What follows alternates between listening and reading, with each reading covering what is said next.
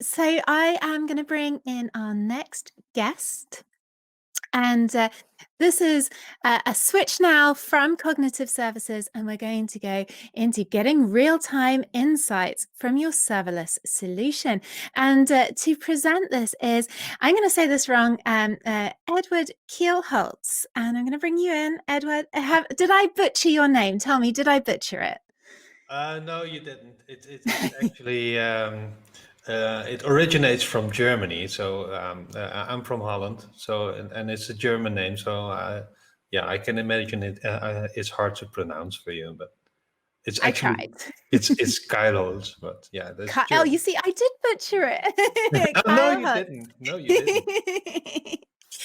So you, as you said, you're coming in from the Netherlands today, and oh, you're going to be working with one of my favorite things, Signal R. I love working with Signal R. So I just want to say to everyone watching, oh, and we just had a raid as well on Twitch from Emma Dashi. Thank you so much. If you have questions for any of our speakers, and particularly Edward right now, once he gets going, obviously, please tag Edward and .NET Conf hashtag on Twitter so we can have some questions at the end. And without further ado, I'm going to hand over to you, Edward, to tell us all about getting more insights with serverless solutions. So over to you. Thank you. Thank you. Well, the thing is basically, yeah, getting real-time insights in your serverless solution. And I first want to introduce this session, why I came up with doing this session. And that's because I work as a consultant. And at one of my customers, they had this nice file import process, and it was running on an Azure function. It was a daily process, so they had a file and they uploaded that to an Azure function, and the Azure function was processing the file and then finally store the data in a SQL Server database. But over time, the import file grew larger and larger and larger each and every day, and they finally ran into timeouts. So that was a problem for them, and I investigated that, and I saw that they had this one single function that accepted the file, parsed it, validated the data inside the file, and then checked in the database if the data is already present, whether an update or an insert was needed, and then actually performed that data. And they didn't have any clue what was going on the server. They just either gotten timeout or an error. Yeah, something went wrong there. Sorry, we couldn't import your data. And in some cases, they received a success message. So I wanted to change this in two ways, because at first I think that the architecture of this is suboptimal. So there are some possible changes there. And the fact that you didn't have any insight in what was going on your server, I wanted to change that and give some feedback from the server what's going on in your import process, and show that somehow on a website or something. And that's where SignalR kicks in, and it's really a really powerful service. So that's what we're going to do today. First, an introduction of myself. I'm Edward Kells. I work as a solution architect in the Netherlands at a company called 4.net. Please follow me on Twitter, because that makes me feel good. And yeah, the rest is here. So we're talking about an import process. So we want to import a file from somewhere to the cloud. And we first need to identify what we think is important for an import process. So first, you want the import process to be resilient. If something goes wrong, you want the process to be able to continue where it left off, or where it crashed, if you want. And you want control over the process, meaning that if something went wrong, or for example, if your data is invalid and you got a validation message, you want to be able to change the data and then represent the data to the server so it can reprocess it and be able to continue. Also, performance may be important. Sometimes you don't care about performance. You just deliver the file and you don't have to wait for it. You go and process that, and when you're done, just notify me and I'm good with that. But sometimes you're actually waiting for the file. So you want it to be fast and you want the process to be completed as soon as possible. And then last but not least, you want insight in what's going on. So you want some feedback from the server. Hey, I accepted the file. I see that there's, I don't know, X entries to be imported.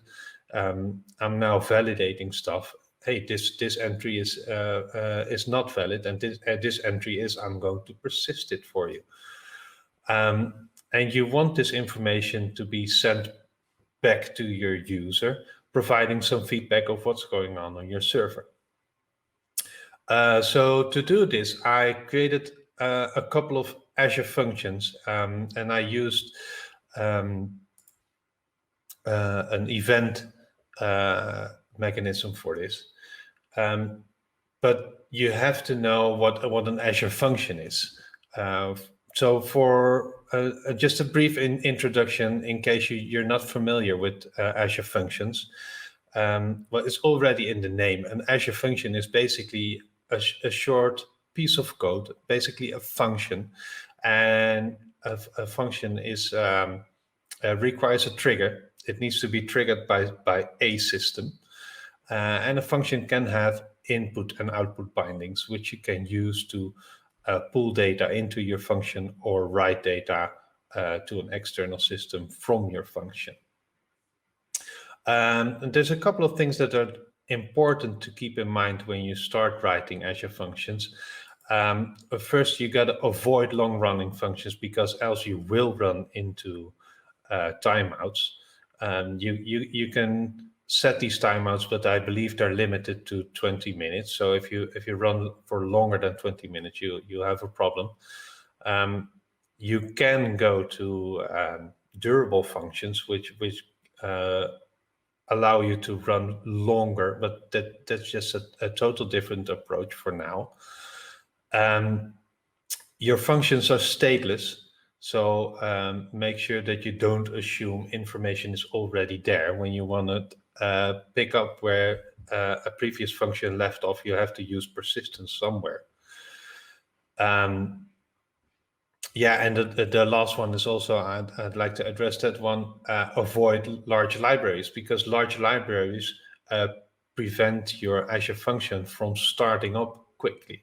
So for example, if you use a SQL Server and you always use Entity Framework, which Entity Framework 5 just came out, but I don't know about the size of that one, but for the old Entity Framework, it was about 6 megabytes. So if you're going to use that library, keep in mind that you're also claiming 6 megabytes in memory, and it takes some extra time for your function to fire.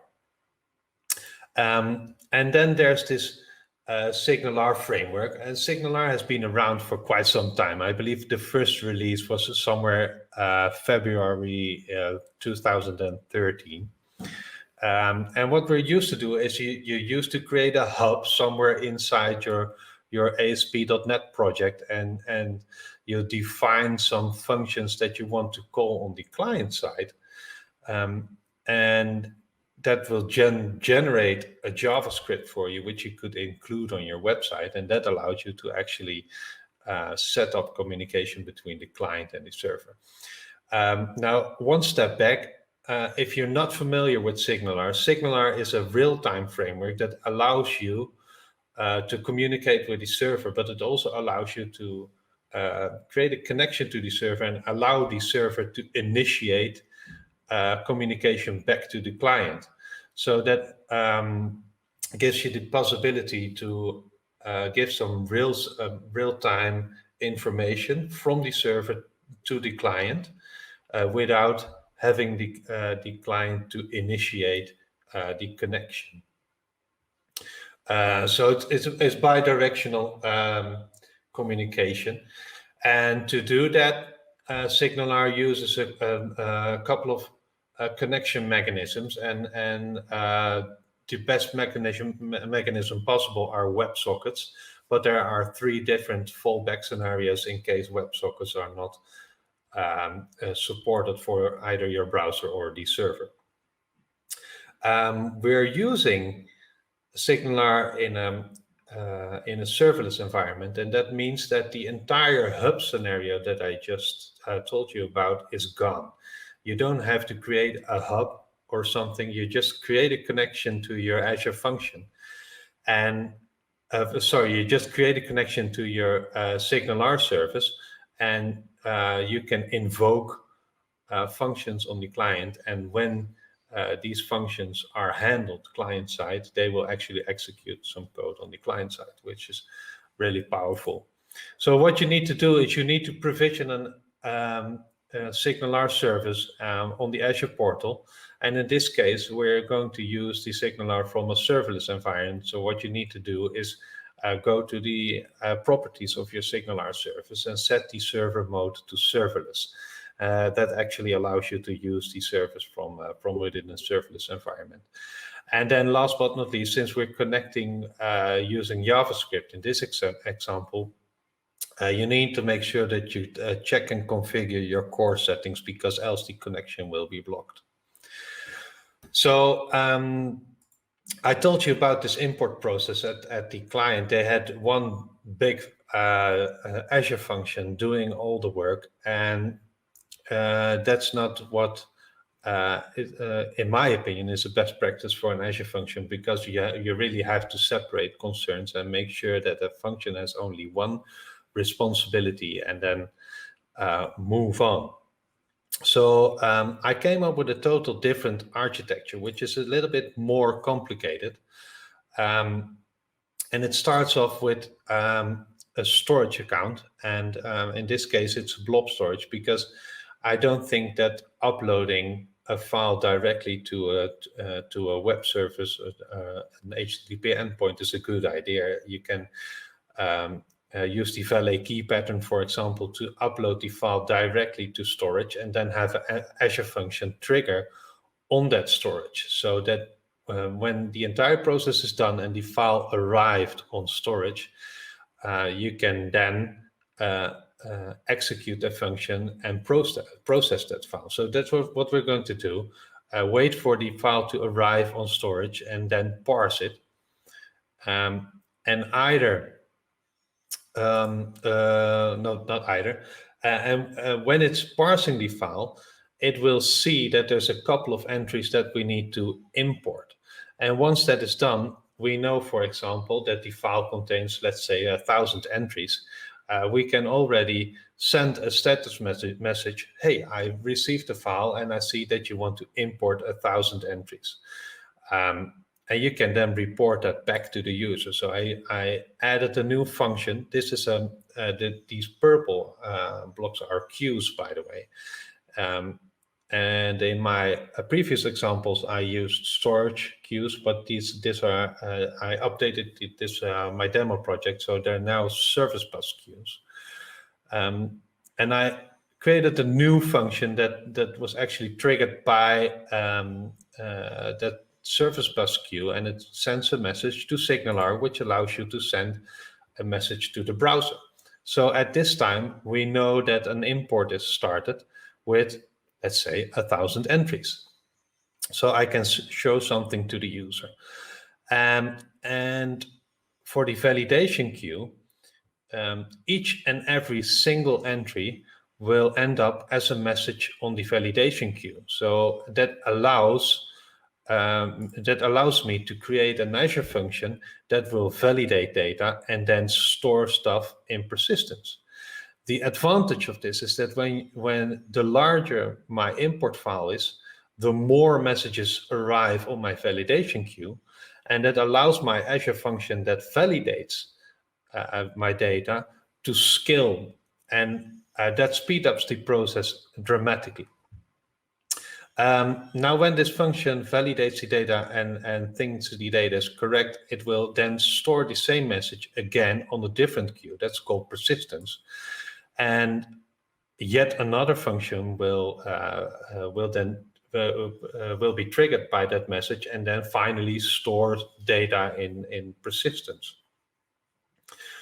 But unfortunately, not everything goes as we would like it to go. So, for example, if you present a file that's unknown, in this case, I'm going to import a file in a JSON format. But let's say that I present a file of an image format, for example, then this parse function will fail. So we also need something to handle errors. So in case this happens, I send a message to an error queue, which is also handled by a function, and I can update the status of the import. And in this case, sorry, but the import failed. And I can then report that back to the user, again, using SignalR. And finally, in case an entry goes wrong, for example, a single entry in my validation process is, for example, invalid because of reason X, I can report that to the error queue as well and then store it. So I enable the user to correct the data and represent it to the import process. So that's also going on the validation function and the persistence function as well. They allow me to report errors back to the error queue and then also send that to the user. So enough talking, let's go for a demo. I have Visual Studio open right here. We will dig into some code right in a while.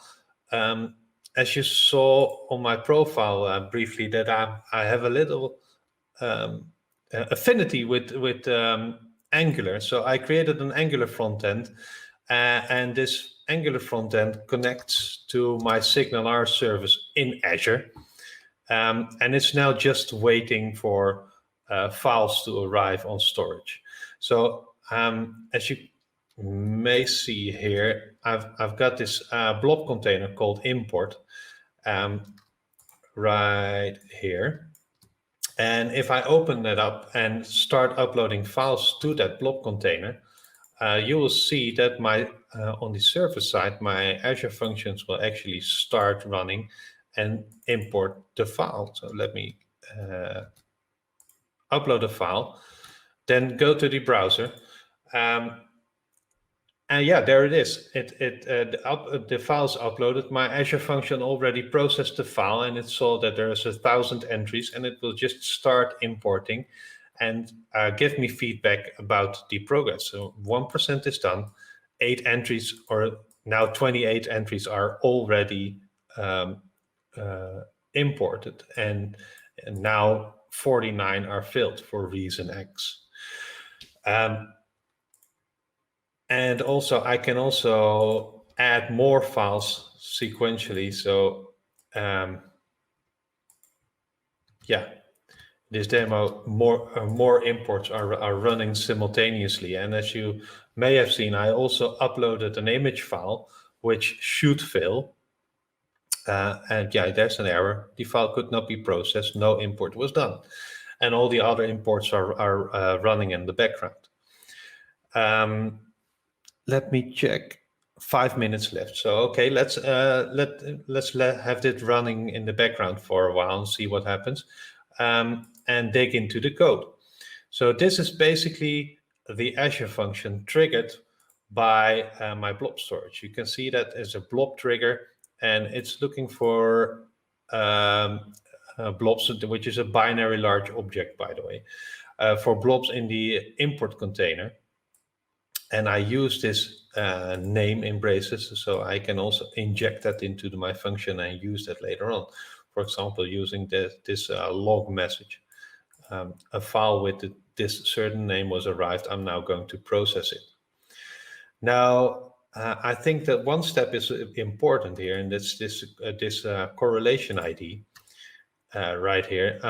For each import, I generate a new correlation ID, and from then on, each and every message going back and forth between the queues relate to this very correlation ID, so that I can find everything going on my entire import process for a specific file, depending on this correlation ID. So if I know this correlation ID, I can then use this correlation ID in a search, for example, in Application Insights, and see exactly what happened during my import.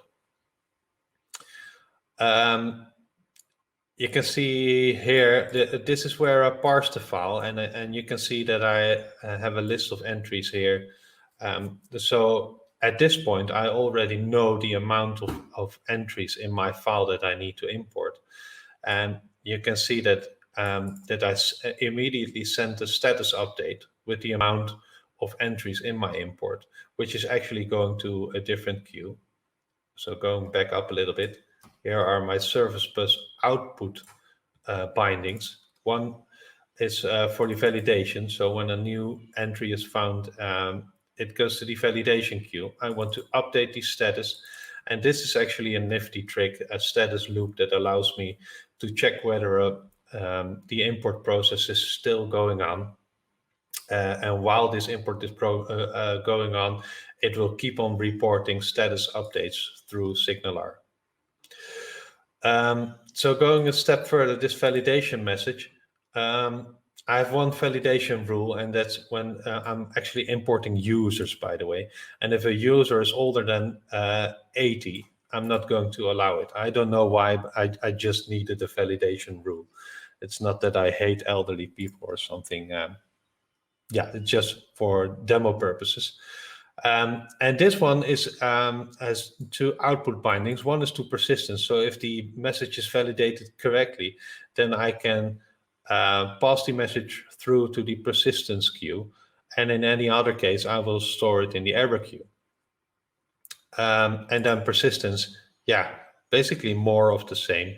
It's just catches the message, and in this case, I store the data in the table storage. And when that fails, I again send a message to the error queue. Hey, I tried to store this, but it failed for some reason. So here's an error. And when I zoom into this part, you see that I've got a couple of tables. One is the error, one is for my status. This is again the nifty trick for the status update and the actual data being imported. So if I now go to the users table, you can see that there's actually data imported. For the SignalR part, let's dig into that. Is this one. Connecting to SignalR is actually fairly easy, because SignalR sits in Azure as a separate service. 1 minute left. As a separate service, and from your client, you connect to your Azure function, and your Azure function does nothing more or less than redirect that request to your SignalR service. So that basically means that from then on, your client will be actually connected to your SignalR service instead of your Azure function. But this is a nice way to also validate whether this client is actually allowed to connect to SignalR, even though the SignalR service has some authentication capabilities itself. But yeah, so I can see that all my imports are done. They're gone, except for the file that actually failed. So I assume that this import was successful. So yeah, everyone's happy. Thank you for joining. I hope you like my story. As I told you, this is a demo project on my GitHub. You can follow the link on this slide. And again, if you want to reach out, my website is all the way down in the bottom. You can see my Twitter, LinkedIn. Yeah, feel free to connect, because yeah, like that. So Let's see if Leila's there. Yeah, she I is. am. I'm here. Thank you so much for that, Edward. It was great to see you. We've had some questions, which is good. And I love it when people live code and it goes. So let's go and have a look at the tag board and see what questions we have. So I know we've got one right here. Let's bring this one up. So I wanted the best practice to convert an N-tier API to serverless API using Azure Functions. How can we use utility project used by all our APIs if we wanted to avoid loading the custom project DLLs, which has the utility methods in our function project? Oh wow! I think this question is actually a good question, but a little bit outside the scope of this session, and I think it's a very hard one to answer just out of the blue. Yeah. So we can come back to that one at another time then, or maybe asynchronously on Twitter. But thank you very much for the question. Now, I guess that there was a new post that came in here because I think this is going to be the quote of .NET Conf. It's not like I hate the elderly people or something. Yeah. Awesome. So I needed a validation rule, but I want to include everyone. So that's also people older than 80. But I needed some validation rules so I could demonstrate failing imports. So I think we had one question on YouTube, but I believe it has been answered. It was just, do durable functions support .NET 5 yet? And I believe it's work in progress at the moment. It was answered. But if you have questions for Edward, make sure you tweet at him, and I'm sure you'll be happy to answer them after this. So thank you so much for the demo. It's great to see code live. Also, Edward, do you want to share the GitHub repo on Twitter for that as well? Because I think it's always interesting. Yeah. Yep, will do. And with that, I just want to say thank you very much for coming and speaking to us today. One remark that my GitHub repo, this is actually a working demo, but as I mentioned, I just shifted all the queues from storage queues to service bus. So I have to update the documentation a little bit, but yeah. I will share the repository. Yeah. Oh, I did. Now you've said that, I remember there was another question, and it was from Mr. P. Morris. What is your strategy for dealing with service bus dead letters? Is that in scope, do you think? Yeah, it might be. Because you have this retry of a message, and for example, if a message ends up on the validation queue, and your validation process fails for some reason, it will retry for a couple of times, and when it keeps on failing, the sun is shining. I have a lot of backlighters. Don't you worry. And if you have a lot of failing messages, it will end up on the dead letter queue. So you have to do something about it, and you have to monitor the dead letter queue. So what I do by default is create alerts in Application Insights. So I'm sure that I'm aware when messages arrive or end up in the dead letter queue. But yeah, I think that for a general answer on how to handle messages on the dead letter queue, it really depends on the situation. But it's good to have a strategy to at least be aware of messages arriving on the dead letter queue. Yeah. Great. Well, thank you so much for joining us. Yeah, thank you too. Yeah, and enjoy the rest of your day and .NET Conf. So take care. Cheerio. Bye.